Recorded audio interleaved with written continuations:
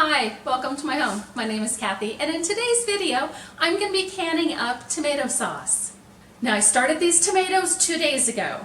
I used Roma tomatoes, and then I also had some Early Girl tomatoes, not very many of those, most of it was Roma tomatoes, and then I had a freezer bag of tomatoes from last year's garden season that I had thrown in the freezer, so I just went ahead and threw those in too.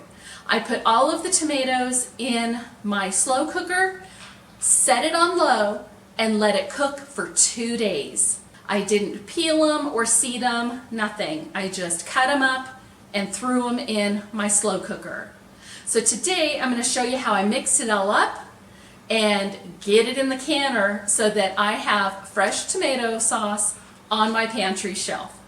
So when we come back, we're going to be in my kitchen and I'm going to show you how easy this is to put together.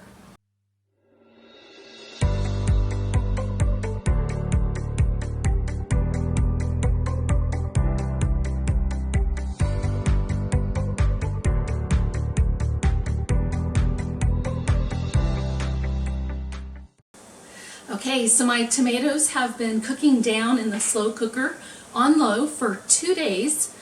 So I think they're ready now to go ahead and process. I have my canner getting hot and it has my jars in it. We are going to be water bath canning the tomato sauce today. So that's all hot. I also have my lids in some hot water, so those are ready to go. And so now let's go ahead and process these tomatoes. I'm going to start using a stick blender on them, an immersion blender, because I'm hoping that I don't have to use a food mill. I'm hoping that I can get it to a consistency that I like without having to break out the food mill. But if I do, so be it, I'll just have to do it. But let's try the immersion blender first and see if that works. Okay, so here are my tomatoes.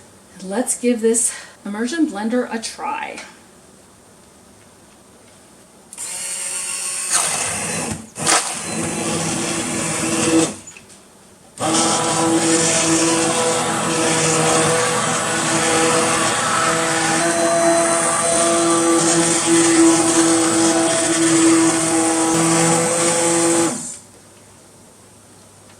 If using an immersion blender, be very cautious of lifting it up and out of the sauce because it will splatter and it is hot. So don't do that. I did that a couple of times, so be careful not to do that. So let's check this consistency now. I can still see a little bit of texture in it, which I don't particularly mind. I'm going to go ahead and give it a taste just to see what the texture feels like. Actually, I think I would like it smoother. I don't think I'm caring for because those are the seeds, I can tell. So I'm going to go ahead and run this through my food mill. I don't expect that it's going to take very long just because it's already so mixed up. I just want to try to get those little bits of seeds out because they're a little bitter. So next, the food mill. Well, running it through the food mill did not work because these seeds are just too ground up. So I'm going to run it through a couple of layers of cheesecloth and then call it good. So I think that's the best that I can do with the equipment that I have. So that's what we're going to work with.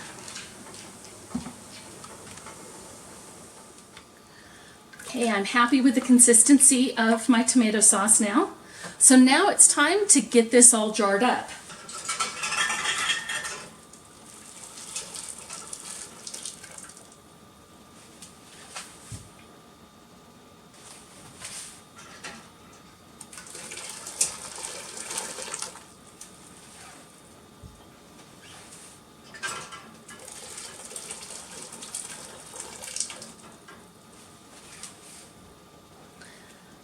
I'm going to start with adding a half a teaspoon of salt to each of my jars.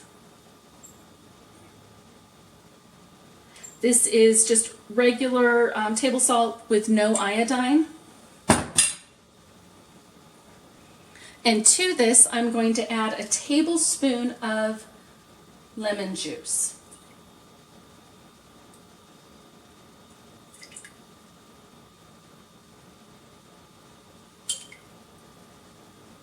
And then the next step is optional. You could add a half a teaspoon of dried herbs if you wanted to, or in my case, I'm going to add 1 fresh basil leaf. These have been rinsed really well. And now I'm going to fill my jar to a 1/2 inch of headspace.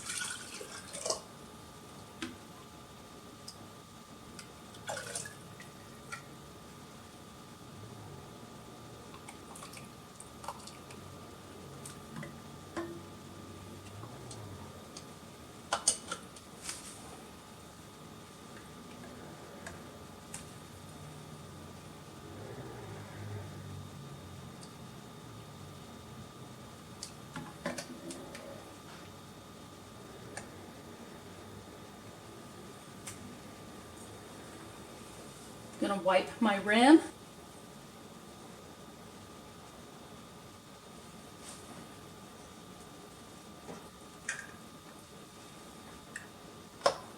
Put on a lid and a ring, fingertip tight, and then into my canner.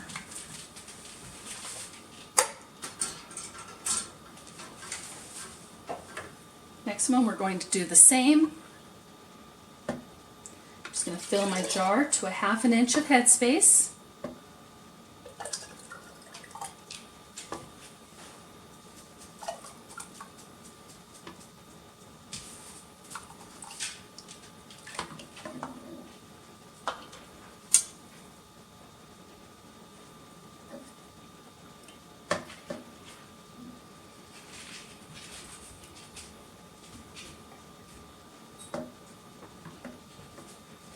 A little too much in that one. It's okay, we'll just take a little bit out.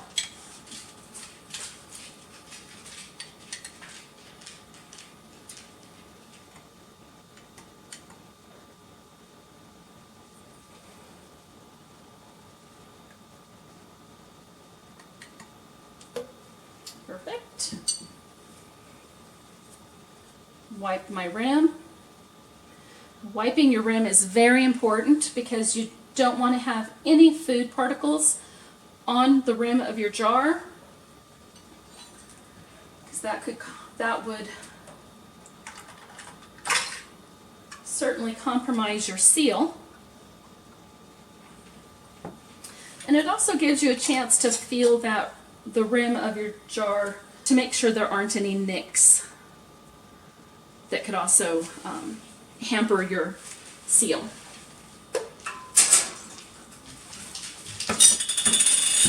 Now I'm going to go ahead and just get the rest of these filled up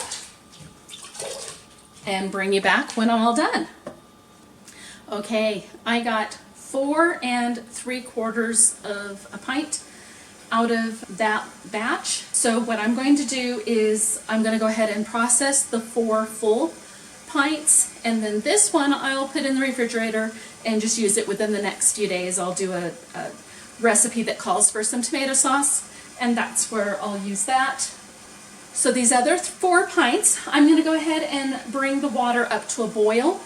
First, I am going to add more water to this pot because I don't have quite 2 inches of water above my lids, so I want to make sure I have the proper water level first. So let me get that done, and then we'll talk next steps.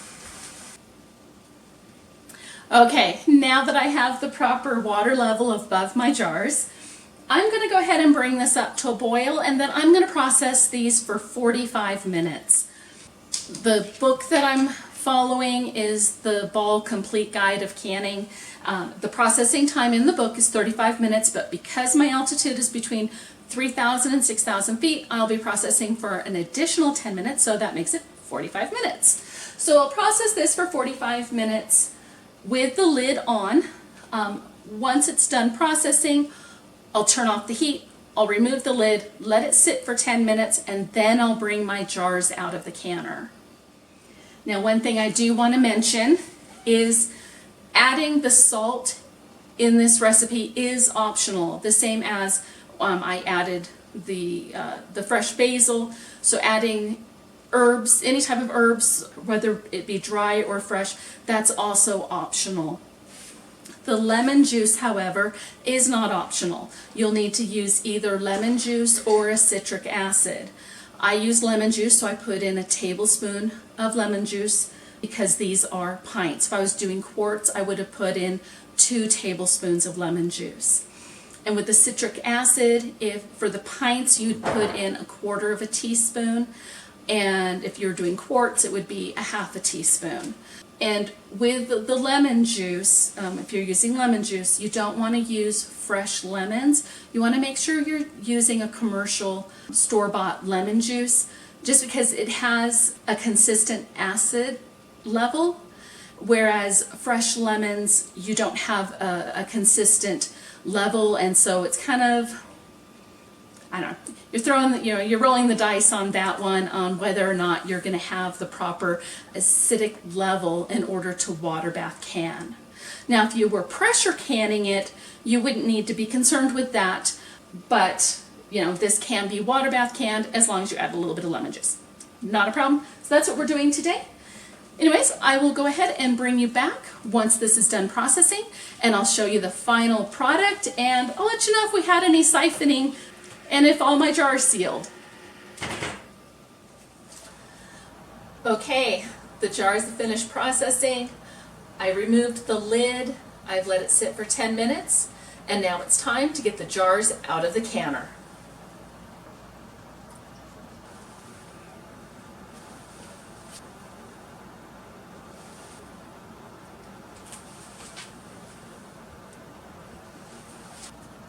Okay, there we have it. 4 pints of tomato sauce. Now all I have to do is leave them on the counter for 24 hours. I'll remove the rings, check the seals, label them, and get them on the pantry shelf. If you enjoyed today's video, please be sure to give it a thumbs up. And if you're not already subscribed to my channel, please be sure to subscribe and hit that bell icon to be notified each time I put out a new video. Well, until next time, I hope you have an amazing day, and we'll see you on the next video. Bye now.